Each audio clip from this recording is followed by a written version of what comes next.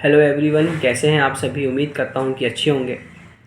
आज मैं आपको बहुत ही चंद शब्दों में यूनेस्को के बारे में डिफ़ाइन करूंगा। यूनेस्को, जिसका फुल फॉर्म है संयुक्त राष्ट्र शैक्षणिक, वैज्ञानिक और सांस्कृतिक संगठन, जिसको हम United Nation Educational, Scientific and Cultural Organization के नाम से जानते हैं। सबसे पहले हम ये बात कर लेते हैं कि इसकी स्थापना कब की गई थी। तो याद रखिए, सेकेंड वर्ल्ड वॉर के बाद, द्वितीय विश्व युद्ध के बाद, जो 1942 में ख़त्म हुआ था, द्वितीय विश्व युद्ध के बाद यूनेस्को की स्थापना की गई थी। द्वितीय विश्व युद्ध के समय एक तरफ तो जर्मनी था और दूसरी तरफ यूरोप और उसके सहयोगी राष्ट्र थे, जिनके बीच में युद्ध हुआ था। युद्ध के परिणाम स्वरूप एक बहुत ही अकाल सा मच गया था पूरे विश्व में, जिसके बाद यूनेस्को की स्थापना की गई। यूनेस्को का जो मुख्यालय है वो आपके पेरिस, फ्रांस में स्थित है। ठीक है। वर्तमान में देखा जाए तो यूनेस्को में लगभग 44 देशों ने भाग लिया था। 44 देशों ने मिलकर यूनेस्को की एक मीटिंग की थी। मीटिंग के बाद लगभग 37 देशों ने मिलकर आपस में यूनेस्को की स्थापना की। यूनेस्को की स्थापना 16 नवंबर 1945 में की गई थी। यदि मैं बात करूं कि यूनेस्को की स्थापना करने का मुख्य उद्देश्य क्या है, तो याद रखिएगा कि यूनेस्को को स्थापित करने का मुख्य उद्देश्य है, सबसे पहले हमारे देश की एजुकेशन, उसकी संस्कृति, विज्ञान का प्रचार प्रसार करना, विज्ञान को बढ़ावा देना। साथ ही साथ हमारे पूरे विश्व की एक ये उनका उद्देश्य होना चाहिए कि हम अंतर्राष्ट्रीय शांति की स्थापना करें।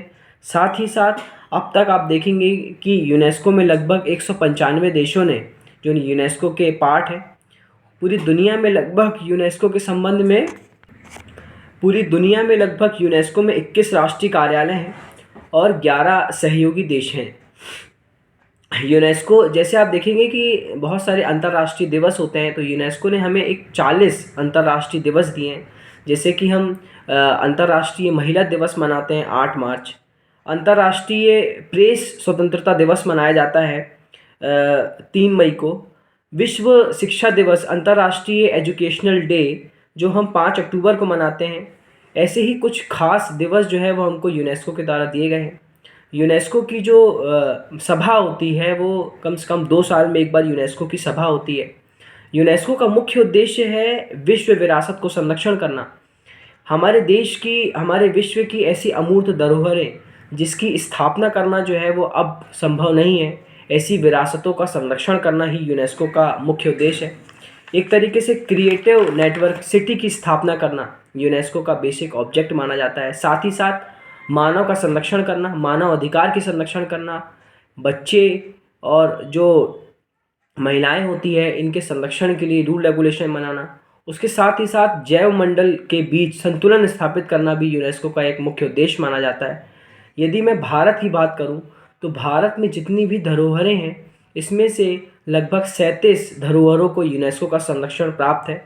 वर्तमान में देखा जाए तो पहले जब यूनेस्को की स्थापना की गई थी, तब यूएसए और इज़राइल ये यूनेस्को के सदस्य माने जाते थे, लेकिन वर्तमान में यूएसए और इज़राइल ने यूनेस्को की सदस्यता से अपने आप को मुक्त कर लिया है।